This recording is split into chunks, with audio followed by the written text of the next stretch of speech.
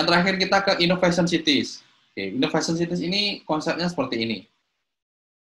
Oke, sampai dengan saat ini sekali lagi kita sudah mempelajari 3 kota, ada trading cities, factory cities, ada processing cities.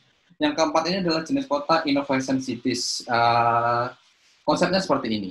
Saat orang melakukan aglomerasi gitu ya, berdasarkan konsep Alfred Marshall, dia akan memperoleh knowledge spillover. Dia bisa bertukar ide, bertukar gagasan, dan seterusnya gitu ya. Mereka berkumpul dan memperoleh manfaat dari bertukar ide. Oke. Bertukar ide ini ada perkumpulan aktivitas ekonomi, ada bahkan perusahaan juga berkumpul di situ, ada perkumpulan labor, people di situ, sehingga terjadi kota. Kotanya kita sebut sebagai innovation cities. Intinya seperti itu. Nah, di sini kita ada 2 trade-off saat orang berkumpul di innovation cities ini, gitu ya. Oke. Pertama, dia akan memperoleh manfaat dari pemusatan, tetapi dia akan ada trade-off-nya berupa meningkatnya biaya hidup, ya. Jadi ada 2 trade-off ini. Oke.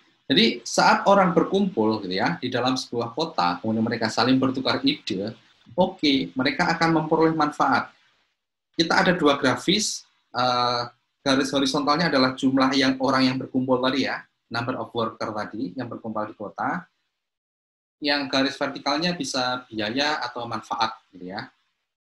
Saat mereka berkumpul, oke, dia akan memperoleh keuntungan dengan semakin tingginya manfaat dari pertukaran ide. Tetapi biaya hidupnya itu juga akan semakin mahal. Oke. Ada trade-off di sini dan selisihnya, oke, 1 dikurangi dengan 2 ini adalah payoff-nya. Payoff dari innovation. Di mana payoff ini bisa kita gambarkan akhirnya menjadi kurva. Ini adalah payoff, gitu ya. Terus semakin lama semakin besar, tetapi semakin lama juga menjadi semakin kecil. Kalau kita gambarkan secara grafis menjadi seperti ini. Awalnya naik, kemudian akan turun. Dan ada maksimalnya, yaitu di titik C, gitu ya. Nah, misalnya gini, kita akan membandingkan apakah orang itu perlu berkumpul untuk bertukar ide atau mereka bekerja di rumahnya masing-masing, gitu ya. Jika mereka bekerja di rumahnya masing-masing, gitu ya, oke, ini adalah self-sufficiency rate-nya. Ini adalah upahnya yang dia terima, akan berwarna garis hijau ini. Kalau dia ikut berkumpul, ini adalah payoff dari innovation tadi. Oke. Nah, saat kondisinya jumlah penduduknya adalah di N aksen ini, kalau dia berkumpul, dia akan memperoleh payoff yang lebih besar daripada dia sendirian dan tidak ikut berkumpul, gitu ya. Maka, kalau dalam keadaan sini, orang akan menarik orang lain untuk ikut teraglomerasi, akan menarik orang, pekerja, perusahaan untuk ikut di dalam pemusatan innovation cities ini, gitu ya. Pertama pekerja, oke, menjadi semakin naik, hingga ini adalah puncak, gitu ya. Setelah itu, payoff yang dia terima akan lebih kecil daripada biaya hidup yang harus ditanggung, kemacetan, dan social cost yang lain dari perkotaan, sehingga payoff-nya akan turun, hingga di suatu titik inilah suatu titik di mana nilainya sama dengan self-sufficient wage. Nilainya sama dengan kalau dia tidak ikut teraglomerasi, gitu ya. Maka N aksen inilah yang kita sebut sebagai equilibrium.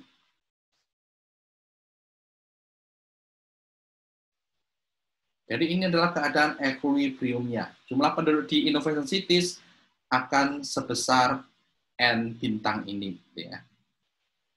Oke, contoh soalnya seperti ini. Ini adalah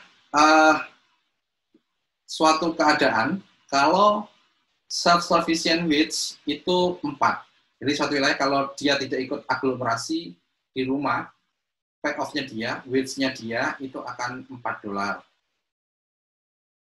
Kalau innovation cities dengan populasi N-nya ini dalam ribuan gitu ya, ini payoff-nya akan menjadi grafis seperti ini. 2 ditambah N pangkat setengah atau 2 tambah akar N dikurangi N per 10. Oke. Ini adalah payoff-nya, ya, payoff dari innovation cities. Nah, untuk pertanyaan pertama, jika di dalam kota penduduknya adalah 1.000 pekerja,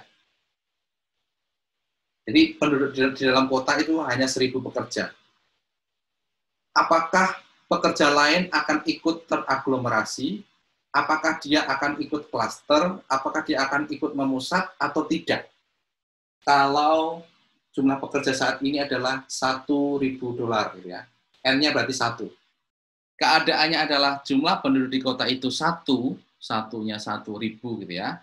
Dia akan memperoleh payoff, dia akan memperoleh wage berapa? 2. N-nya kita ganti dengan 1, 2 ditambah 1, 3 dikurangi dengan 0,1 gitu ya. 2,9. Keadaan ini itu masih lebih rendah daripada kalau dia self-sufficient tadi ya, kalau dia ada di desa dengan backyard production.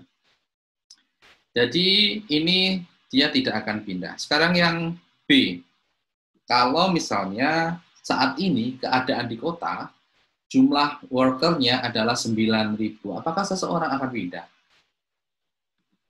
Iya, Pak. Pindah. Iya, Pak. Ya, oke. Karena payoff yang akan diterima berapa? 4,1. Oke, 4,1. Oke, kita bandingkan dengan wage-nya masih lebih besar. Oke, jadi ada insentif untuk pindah. Nah, yang C ini kita diminta untuk menentukan N maksimum yang ada di kota. Itu kira-kira di kota itu nanti penduduknya berapa. Oke, kalau kita kerjakan bareng-bareng aja, ini sebenarnya adalah kita sesuai dengan tadi ya, di grafis yang tadi, ini sebenarnya kan kita mencari titik ini kan, titik potong antara self-sufficient wage dengan payoff. Oke, jadi kedua hal itu kita potongkan, jadi 2 ditambah dengan N pangkat setengah dikurangi dengan N per 10 gitu ya. Ini akan sama dengan 4 atau N pangkat setengah min N per 10 minus 2 ini sama dengan 0. Jadi kalau bingung dengan keadaan ini adalah akar N dikurangi 0,1 N minus 2 ini akan sama dengan 0 ya. Jadi akar N-nya, kalau ini masih bingung juga, sebenarnya masih bisa dikerjakan, tetapi ini juga bisa kita ganti gitu ya. Misal, akar N-nya adalah T gitu ya. Maka persamaan ini bisa kita tulis T minus 0,1 T kuadrat minus 2 sama dengan 0.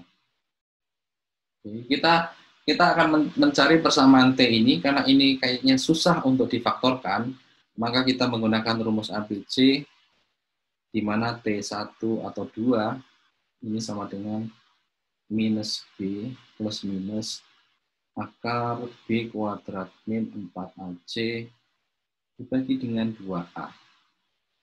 Oke.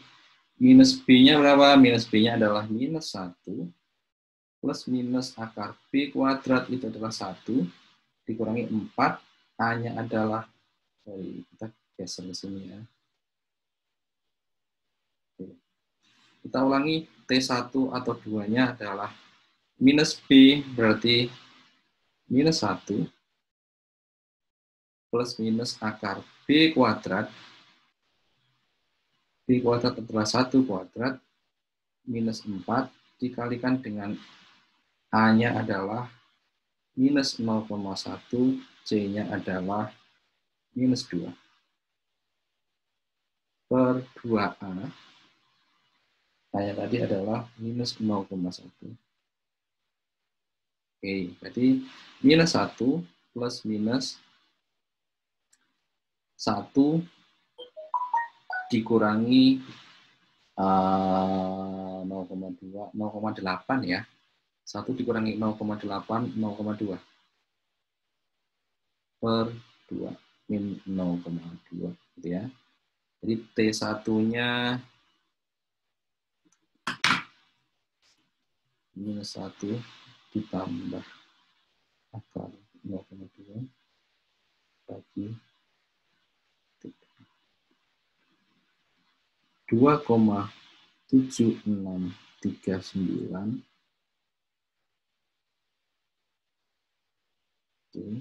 T2-nya ini adalah minus 1 dikurangi akar 2. Kalau saya ada yang salah, silakan dikoreksi ya. Baik, Pak. Oke. Ini berarti N-nya kita kuadratkan. N-nya kita kuadratkan. Ini ada 52,36. Yang satunya adalah 7,64. Oke, ini jawaban kita gitu ya.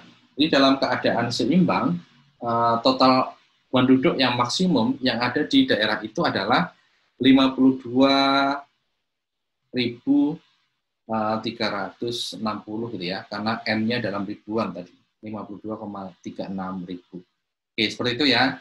Itu terkait dengan Innovation City. Paham kan sampai sini ya? Ini murni aljabar aja gitu ya. Penyelesaian aljabar aja.